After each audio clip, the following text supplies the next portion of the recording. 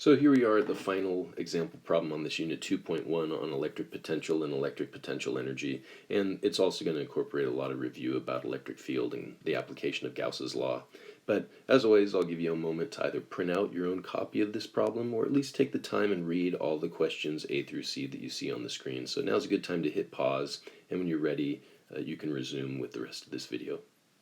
Okay, so now that you have an idea of each question that we have to answer, let's start with the first one, which is a matter of applying Gauss's law to find the electric field in all these different regions. First and foremost,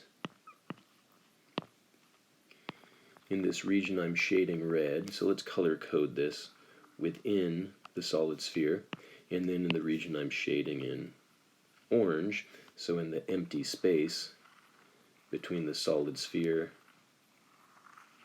and the spherical shell.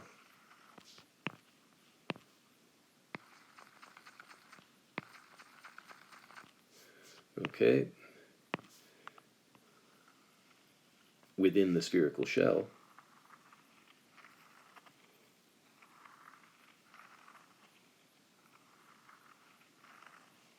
and lastly,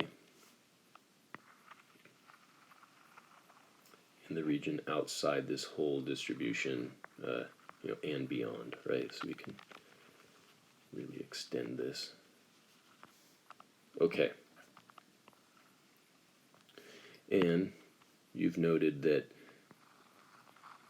the central charged sphere has a charge of positive Q, and the spherical shell that surrounds it has a charge of negative Q. Out here is empty space, and in this orange region is also empty space. So we just need to make Gaussian surfaces within each of those areas and then apply the equation for Gauss's law. The integral of E dot dA is equal to Q in over epsilon naught. And so really, it's going to proceed the same for question 1, 2, 3, and lastly, part 4. The left side of the equation representing Gauss's law is going to be the same thing every time. We're just going to get E times 4 pi lowercase r squared.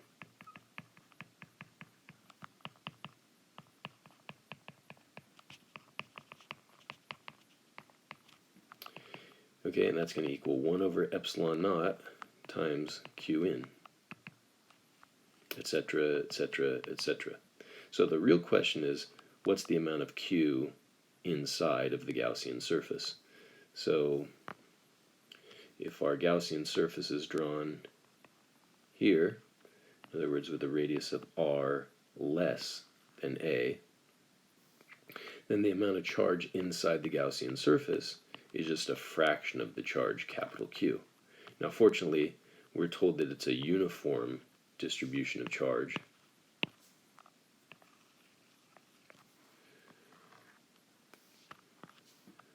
So let's continue down the line here.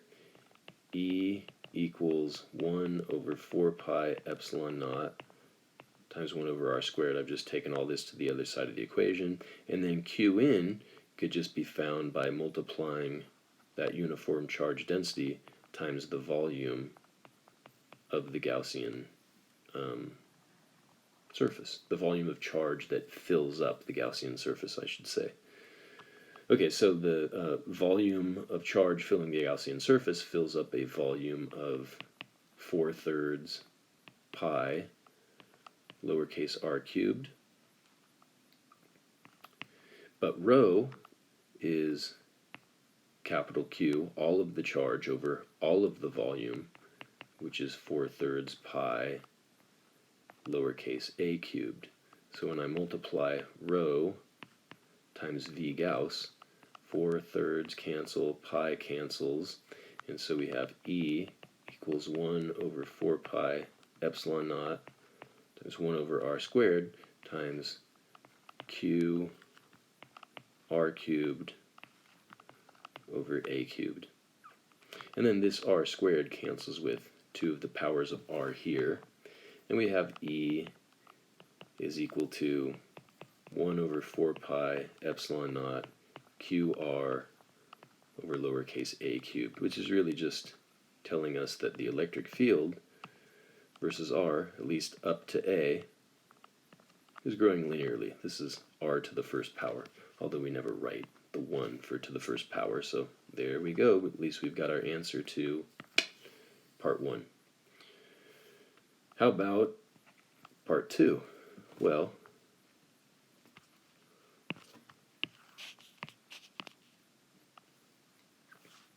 the right side of the equation is 1 over epsilon naught q in.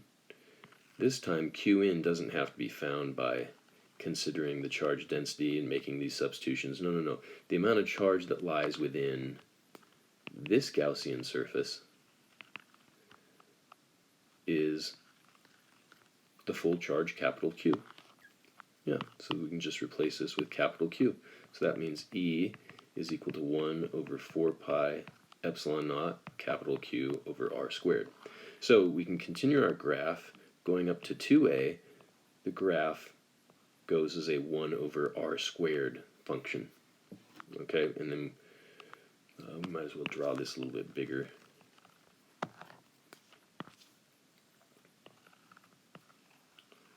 So let's put in the highlights here. There's A, there's 2a, there's 3a. So the electric field grows linearly until we get to the surface of that inner sphere. From there it drops off as 1 over R squared until we get to the inner surface of the outer spherical shell. Okay, from there, let's say question mark, and I'm going to skip part 3. That's the most challenging, and it turns out part 4 is actually really easy. Let's draw a Gaussian surface that sits in that fourth region outside of both of the charges. So when we write out Gauss's law in that case, for part 4, E times 4 pi R squared is equal to 1 over epsilon naught times the amount of charge inside of that Gaussian surface. But I think you see the amount of charge inside that Gaussian surface is a combination of positive Q and negative Q for a total of 0. Okay, so the whole right side of the expression for Gauss's law is 0, which means the left side has to be 0, which means E is equal to 0.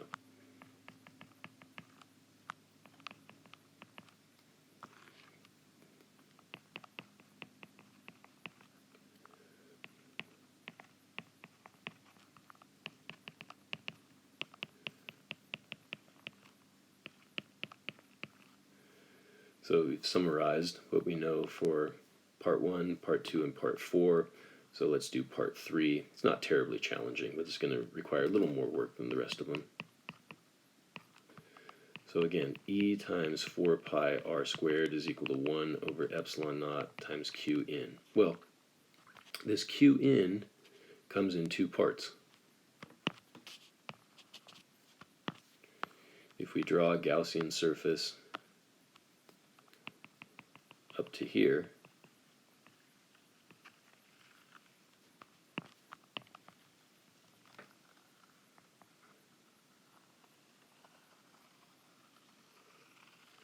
how much charge is inside of that Gaussian surface? Well, there's all of this positive charge, and in this region there's no charge. And then there's a little bit of negative charge in this region, right? It's not here.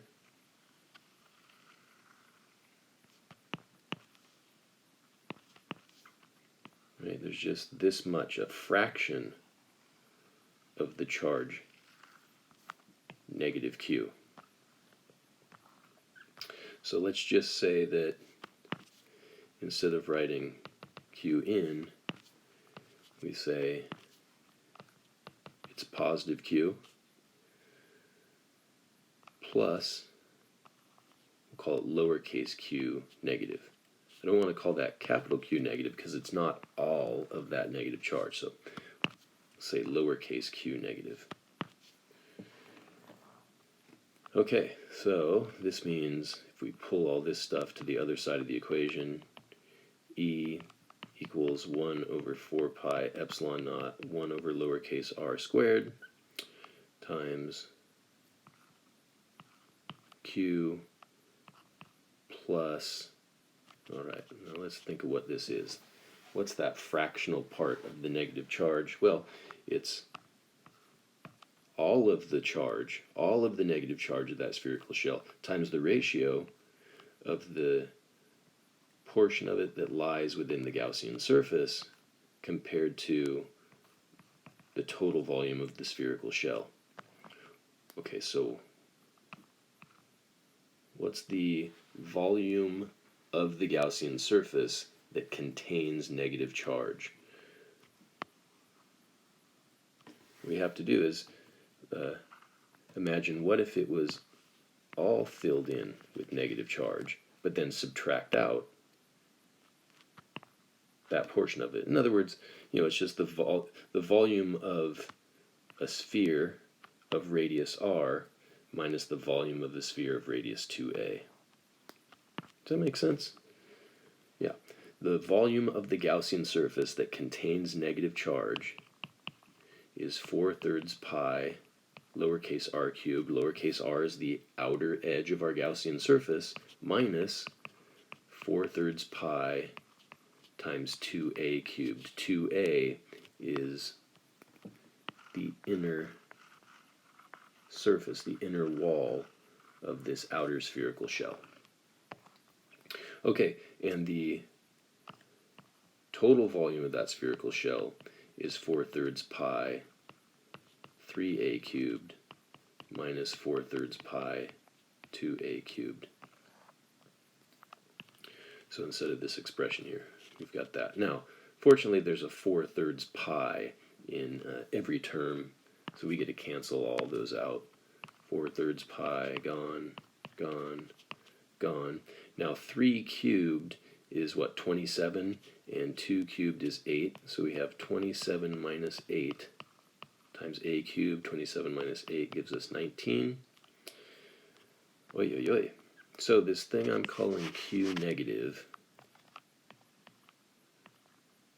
is equal to negative Q times r cubed minus 8a cubed, all divided by 19a cubed.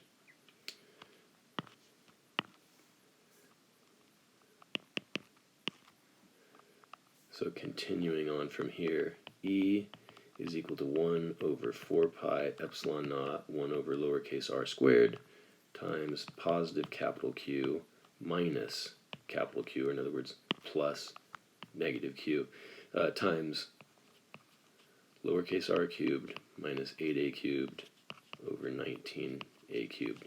We might as well factor out the Q. So E is equal to 1 over 4 pi epsilon naught capital Q over r squared times the quantity 1 minus, here let me do this, let me say 1 plus, and then I'll make that a negative and that a plus. Okay, there we go. So 1 plus 8a cubed minus r cubed over 19a cubed. Okay, that's good enough. We could maybe get fancy and replace 1 with 19a cubed over 19a cubed. We can try distributing this r squared, but I think the way it's written is good enough. I say good enough because it's a kind of messy equation. It's certainly not the type of equation you would ever guess at, and I'm not exactly sure what that graph looks like here, okay? But I do know this.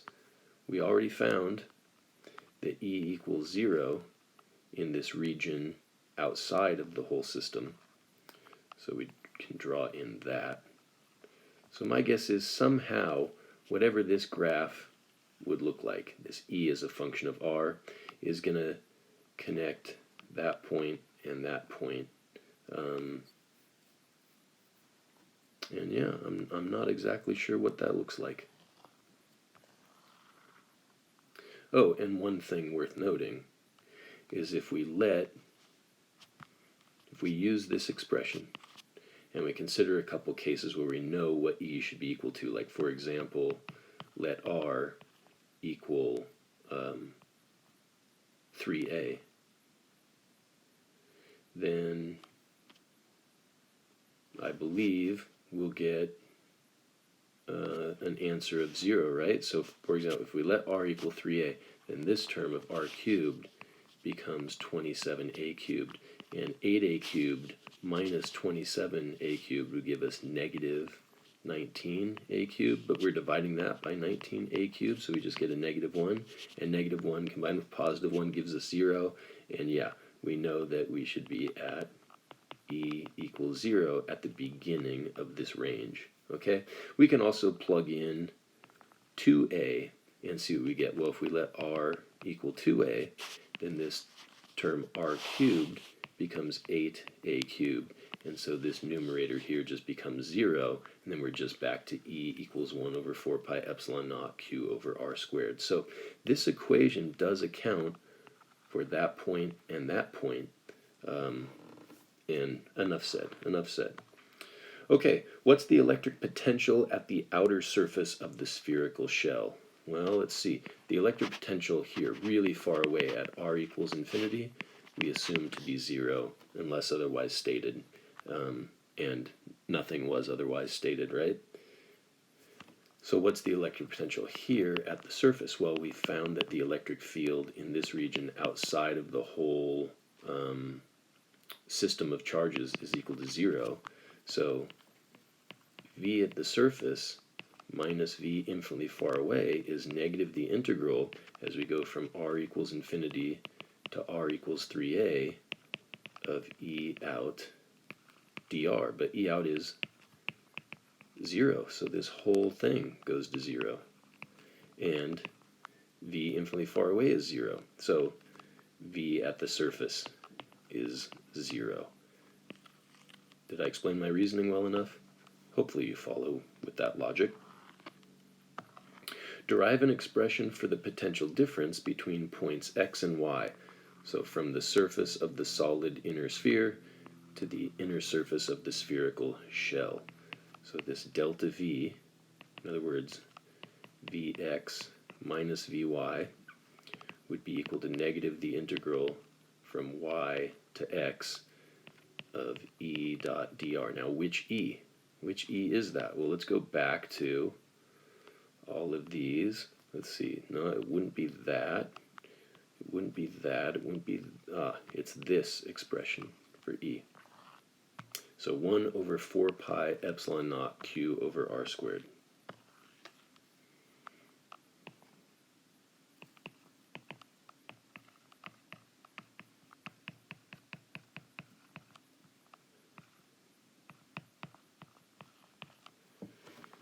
Or we can change this to positive and flip the limits, so from x to y.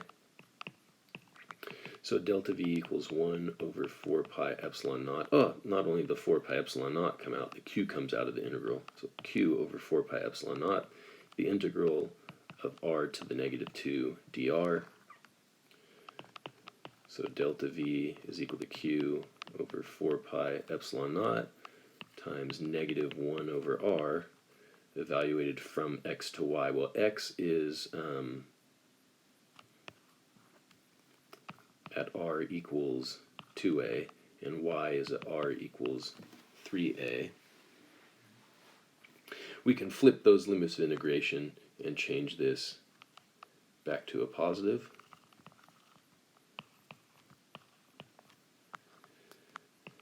So delta V is q over 4 pi epsilon naught times 1 over 2a minus 1 over 3a. Oh, might as well go with a simplified version of that, right? So we can change this to 3 over 6a minus 2 over 6a, which gives us just 1 over 6a. So delta V equals q over 4 pi epsilon naught times 1 over 6a. So delta V is Q over 24 pi epsilon naught A. We did it. That wraps up Unit 2.1 on electric potential and electric potential energy. Hopefully this provides you with enough example problems to help get you through the homework and relate to all the material. So pretty rich subject and a lot of video lessons in this one. If you need to review any of them, feel free, go back, replay, take notes, and as always, thanks